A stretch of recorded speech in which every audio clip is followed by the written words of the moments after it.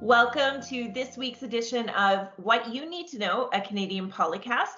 I'm Alison Fair, a consultant here at Blue Sky Strategy Group, and I have the pleasure of being joined by my colleagues, Tim Barber, Neil Brody, and Cam Holdstrom. Hello, everyone. How are you guys? Good morning. Good. Excellent. Excellent. Are you, Tim, are you sure you're okay today after, last night's debate, Wednesday's debate? What was your take on what happened during these three debates? Did Trudeau come out on top? Did he get what he was looking for? So I think the French debates went extremely well, and I think it was helped along by the fact that, I think he's incredibly fluent. He's able to keep up with Blanchet. He's able to keep up with the moderators. And I think there was a structure to those debates that actually worked in his favor extremely well. I think last night was among the worst debates I've ever seen from a format perspective. And I do think the Prime Minister got frustrated. Also, I think it is difficult, as I think Neil would agree, at least with Prime Minister Harper previously, is that when you're governing, you're all of a sudden pulling along a record, which in some cases is really hard to defend. One classic example is on a conversation around China. These are incredibly complex, sensitive times where there's probably a ton of stuff the Prime Minister's doing or the government's doing or the administration you can't really speak about. Look, I think that the numbers will bear it out. I do think, if you read Nanos or some of the other polling, there does appear to be some tightening, but there's on a 3-day rolling track. So I think the impact of last night's debate, which was probably not as strong as the Prime Minister wanted or the Liberal Warren would have wanted, but you'll only see that impact. I would argue also, the Blue Jays sweeping the Yankees is way more interesting, and Canadian tennis is going through. So I really wanted to watch tennis as opposed to, but I sat through 2 hours, but I'm not going to lie, it was painful. So I hope that. You know what? I'm totally in agreement with you on that. It was very hard to keep focused when you knew this Canadian player was doing so well, and you were watching a debate that, in my opinion, I agree with you, was not very successful. Neil, what was your take on the debate? Did the Conservatives come away and pull away from the pack with what O'Toole did during this performance? Well, Mr. O'Toole certainly didn't lose any ground with the debates. If you talk to each group of partisans, they will tell you a variety of things. Conservatives will tell you how great Aaron O'Toole did because he was calm, cool, and collected, and how bad Mr. Trudeau did because he looked harried and rattled and speaking too fast.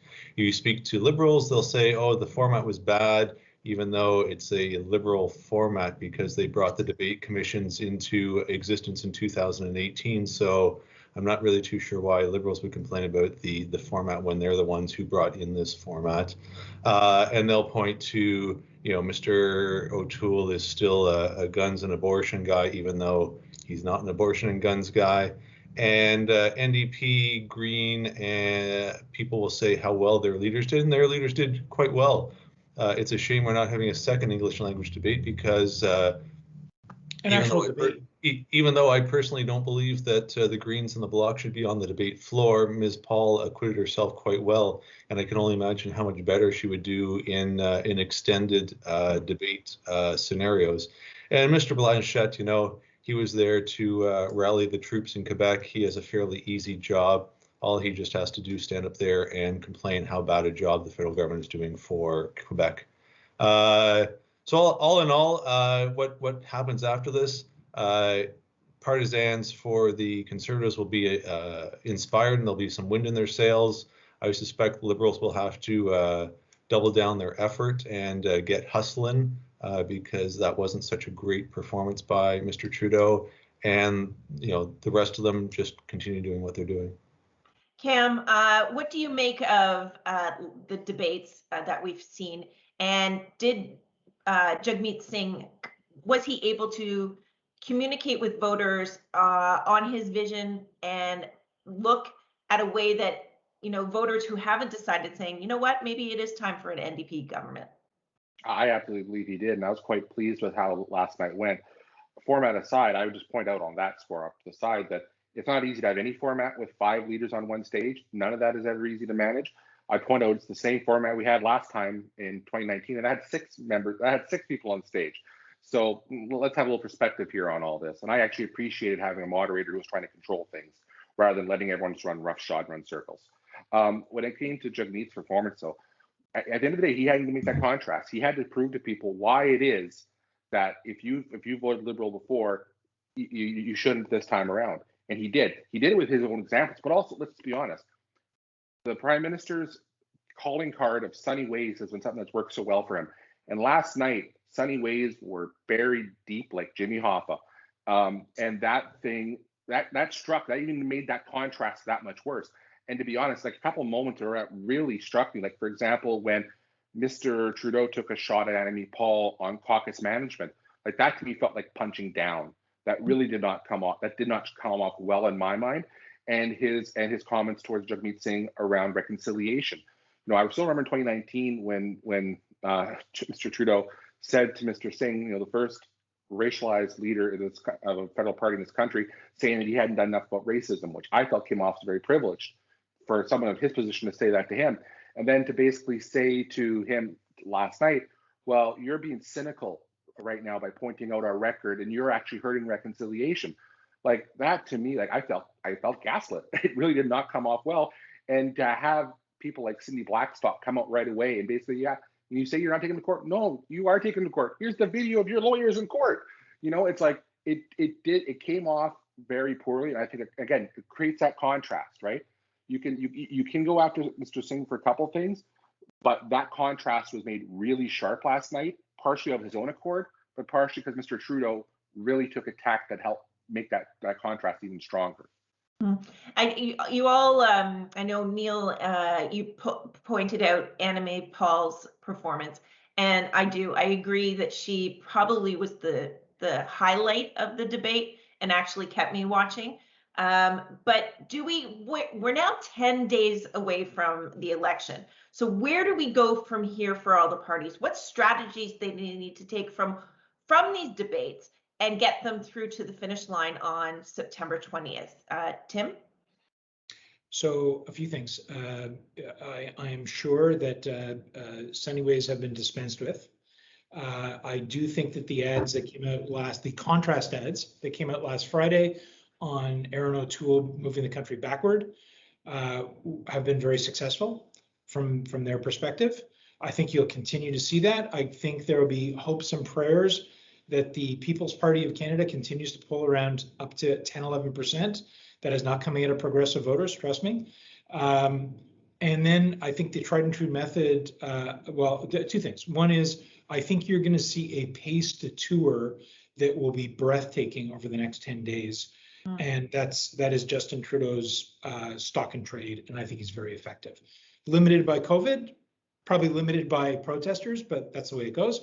And then the last piece is an appeal to progressive voters to if you don't want to lose the progress that has been made, which has been significant over the last 6 years on a variety of files, including childcare, including climate, including reconciliation, vote NDP and you will be delivering an Erin O'Toole government. So that's the pitch. And I think, by the way, I think it's been highly effective in the past, and it's likely going to work again. That's my perspective. All right, Neil, 10 days left. What do, in your mind, the parties need to do now to get voters to vote for them? Well, Mr. O'Toole will have to continue his track as a happy guy, as a fairly harmless guy, as somebody who's in it for all Canadians. That has worked so far. He hasn't been sidetracked by the attacks and smears of the Liberal Party and Justin Trudeau. Mr. Trudeau's party will push out a whole bunch of attack ads because they are fighting for their life in this last few days. I do agree with Tim that election tours will be going cross country, trying to hit every single swing riding that they see that they need to grab in order to win the largest number of seats. This is a fairly serious election, in that Mr. Trudeau and the Liberal War Room, I believe, can see this election slipping away from them. And no political party likes to lose their grip on Parliament. Mr. Trudeau, I think, will have to shore up his support of Canadian women. Annamie Paul, my small sample size of a focus group between last night and this morning, Annamie Paul won over a lot of female viewers, being a strong woman standing up to a stage full of old white guys. Yep. And it'll be certainly exciting. One misstep and a party can lose. Cam, Can I just I'll go add to one you. other quick thing? Yeah, go right ahead, Tim. I do think the Conservative Party will adopt a bit of a peekaboo strategy with O'Toole, because he is not, I don't care what anyone says, he has not had the media scrutiny that Justin has. And that's just a fact of, again, back to just 6 years of a record. But I do think he's got some explaining to do on a variety of things. Whether he gets asked those questions, it's up to the media. But if he doesn't have the exposure, it ain't going to happen. So that's, sorry, Cam, sorry to take your time. No, that's okay. Cam, going to actually Tim's point on media exposure, do you see in the next 10 days media looking for more answers from Jagmeet Singh in terms of his platform? Because, as someone, who's nonpartisan last night watching it, I really didn't feel like he answered the questions fully in terms of what he was offering Canadians. Yes, he has a platform and he has this, but I didn't feel he was specific enough in his answers. Do you think that will come out during the next 10 days? It's actually coming out. We're recording this on Friday. It's coming out tomorrow. The costing, they are releasing it tomorrow. And to be honest, the fact is NDP released their platform first one out on Thursday before the campaign. But also, because this campaign was called early, the parliamentary budget officer made it clear he was not going to be able to cost everything for everyone's platforms until the very end. That was a function not of the NDP's work, but frankly of an election being called at the last minute. So, they're making the best of the situation. But what I'll say going forward is that I have this old saying that one of the most dangerous places in the world to stand is between a desperate politician and an issue they think can save them. And I think that's where we're at right now in this moment, because Tim laid out the usual, my bad Arnold Schwarzenegger impression, vote for me, or if you want to live, kind of approach of the Liberal Party when it comes to progressive voters. The problem is, yes, they've got 6 years of a track record, but also at the same time, the Trudeau brand has been tarnished pretty strongly throughout this race. And it does not hold the same weight, especially when you add to the equation. And I know it was brought out in question in the debate last night. I thought it was a great question, pointing out that none of this would be at risk right now if there were not an election called right now. This didn't have to be at risk. And I think the fact that we're still talking about the fact 10 days out that we're even in this campaign tells you just how much this is stuck in people's minds. And when you're trying to say to them, you have to vote to me to save this, a lot of voters are looking back and saying, yeah, but this would have been saved if you hadn't just tried to get a majority instead. That hurts. The one thing I'll add, though, Tim mentioned the PPC. I actually think his assessment's off on this. I've been talking to a bunch of people on the ground across the country, some who just volunteered it to me from people I know in different campaigns in different provinces.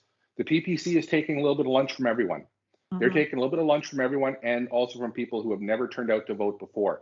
So the question, I think it take probably a little bit more from the Conservatives, but I don't think this is something that we should necessarily be cheering on as a rise. Not for anyone's party. I think PPC appeals to part of the labor movement for sure. No, I think it's not necessarily an ideological. It appeals across the board because people who are frustrated and angry. And the point that I'm getting at is I don't think this is something that's necessarily good for our politics in general. Yeah. I don't think anyone should be reveling and seeing them rise in the polls. And the question is going to be, where is that vote going to turn out and how is it going to affect the splits? Because I think that's the key thing we don't know. We can see the polling around 8%. But hold on, Tim. You can see the polling around 8%, but it's not like we can say it's 20% here in this riding or 5% in that other riding. Like, we just don't know what it's going to look like. I know where I live, there's a lot more purple on private property than there is on red. And so there is red, and you go in the countryside, the purple is competing with the blue. So it's like it makes me wonder. I think we're going to be in for a few surprises, and I can't help but feel there's a bit of a Trump effect in the polling, in that a lot of people don't want to say if they're going to support these guys Last point because for of how me they're though, viewed. I was really happy Max was on the stage yesterday. Absolutely. And, you know, I'm all about like freedom, liberty, but it would have been a complete circus. It was already bad with the dynamic with 5 leaders and the format. I think it just would have been awful. Well, So, just imagine if he gets elected come September 20th. All right, I have to leave it there, guys. Thank you so much. It'll be an interesting 10 days remaining, and we'll definitely be chatting next week about the final push to final get 3 days. The Yeah. final Yep. countdown. Get out and vote. No singing. No singing. All right. No singing. Go vote. Yes, go vote for sure. Neil, Tim, Cam, thank you as always, and to you, the voters, for watching. We'll see you next Thank week. you. Blue Sky Strategy Group is one of Canada's leading public affairs firms. For government relations, lobbying, and strategic communications advice across Canada, visit us at blueskystrategygroup.com. Blue Sky Strategy Group is a proud member of the Global Communications Alliance.